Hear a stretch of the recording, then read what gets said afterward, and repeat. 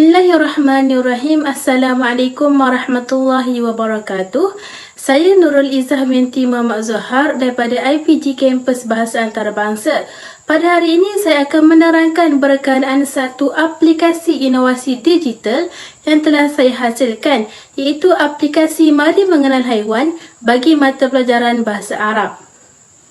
Okey, baiklah, ini adalah antara skop kandungan saya akan bincangkan. Yang pertama adalah mengenai pengenalan kepada inovasi, yang mana ia merangkumi aspek pernyataan masalah, metod ataupun model yang digunakan untuk menghasilkan inovasi, penyelesaian kepada inovasi, kebolehgunaan inovasi dan juga kesimpulan. Bagi skop kandungan yang kedua, saya akan membincangkan berkenaan cara penggunaan inovasi yang dihasilkan, dan yang terakhir ialah kepentingan inovasi yang telah dihasilkan. Seterusnya kita lihat kepada inovasi yang telah saya hasilkan, yang mana ia berbentuk aplikasi dan diberi nama aplikasi Mari Mengenal Haiwan. Aplikasi ini dibina adalah untuk kemahiran mendengar bagi mata pelajaran Bahasa Arab tahun 5. Aplikasi ini juga khusus untuk murid-murid yang lemah dalam menguasai Bahasa Arab. Dalam aplikasi ini yang mengandungi ilustrasi-ilustrasi dan grafik-grafik yang menarik berkaitan dengan tajuk yang mereka pelajari, iaitu tajuk Rifqan bil Al-Hayawanat.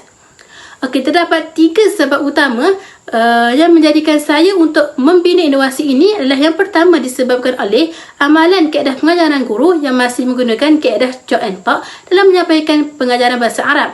Yang kedua disebabkan oleh kurangnya penerapan ataupun pengintegrasian teknologi dalam pengajaran bahasa Arab oleh guru-guru bahasa Arab. Dan yang terakhir disebabkan oleh murid yang tidak dapat memahami atau mengingati kosakata dengan baik, khususnya murid-murid yang lemah. Inovasi ini dibina berdasarkan kepada model pembelajaran trialogikal, yang mana ia mengandungi 6 fasa. Fasa yang pertama adalah berkaitan dengan fasa menetapkan objektif, yang mana apakah tujuan saya hasilkan inovasi ini. Yang kedua berkaitan dengan fasa menetapkan skop, iaitu apakah inovasi yang akan dihasilkan. Yang ketiga, fasa merangka draft, iaitu fasa mencorak ataupun melihat apakah inovasi yang akan dihasilkan. Fasa yang keempat, fasa uji lari, yang mana inovasi ini akan digunakan oleh rakan-rakan saya untuk melihat permasalahan yang timbul sepanjang inovasi ini digunakan dalam proses uji lari. Yang keempat, fasa permunian, yang mana selepas uji lari dilaksanakan, jika terdapat sebarang masalah, saya akan menambah baik pada fasa yang kelima. Dan fasa yang terakhir itu fasa yang keenam, guna semula, itu guna semula inovasi yang telah dihasilkan. Setelah inovasi ini dihasilkan, apakah penyelesaian dapat dilihat? Yang pertama adalah guru dapat menghasilkan aktiviti ataupun pengajaran bagi kemahiran mendengar dengan menggunakan ilustrasi-ilustrasi dan grafik-grafik yang menarik kepada murid-murid. Yang kedua, setiap haiwan ataupun gambar-gambar haiwan yang terdapat di dalam aplikasi tersebut mempunyai sebutan kosakata yang betul dengan jelas. Yang ketiga, murid dapat mendengarnya berulang-ulang kali, dan ia juga akan menjadikan murid dapat mengingati kosakata bahasa Arab dengan lebih baik. Sebelum inovasi ini digunakan dan diperluaskan, saya telah melaksanakan satu kajian berkaitan dengan kebolehgunaan inovasi, di mana terdapat 4 aspek yang diuji. Yang pertama adalah kebergunaan, yang kedua kebolehgunaan, yang ketiga kemudahan pelajaran, dan yang keempat kepuasan. Berdasarkan pandangan daripada responden, keempat-empat aspek ini mempunyai tahap yang tinggi dan boleh digunakan dalam mata pelajaran bahasa Arab.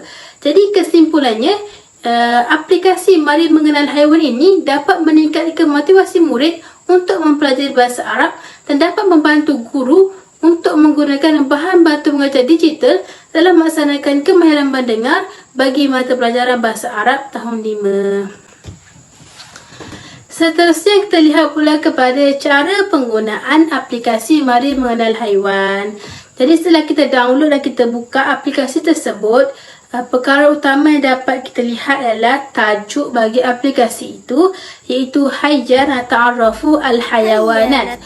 Dan di bawah talian tersebut terdapat satu kotak kecil, yang mana pada kotak tersebut tertera perkataan mula. So kita klik kepada mula, dia akan pergi kepada arahan permainan, di mana arahan tersebut adalah sila dengar perkataan tersebut dengan klik ataupun tekan butang ataupun ikon pembesar suara dan pilih gambar yang betul.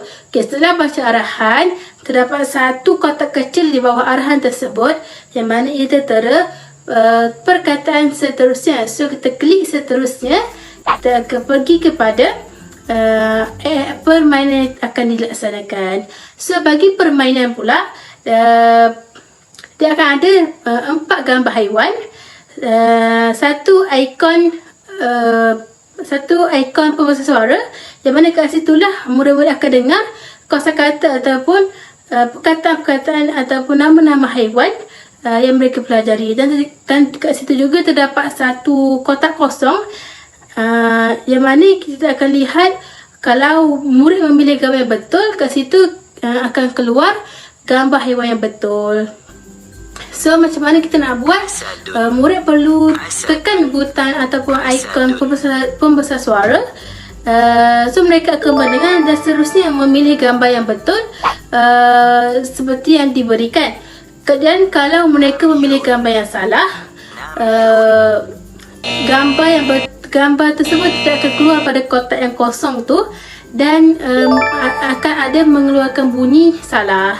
Dan kalau gambar mereka pilih betul, bersepatan dengan bunyi nama haiwan tersebut, akan keluar gambar haiwan pada kotak yang kosong itu.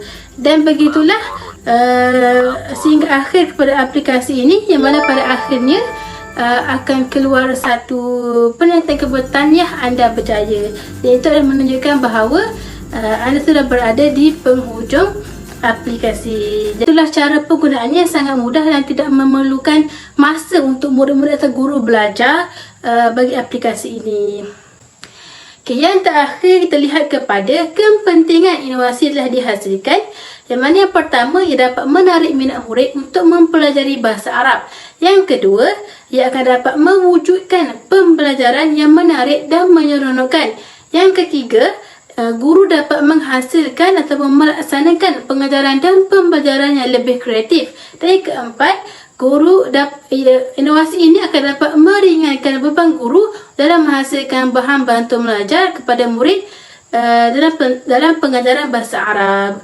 Jadi dapat saya rumuskan bahawa inovasi yang saya hasilkan ini adalah berpandukan kepada model pembelajaran trilogical, yang mana ia adalah untuk kemahiran mendengar dalam pengajaran bahasa Arab tahun 5. Dan inovasi ini juga memberi kelebihan kepada guru dan murid dalam menguasai bahasa Arab.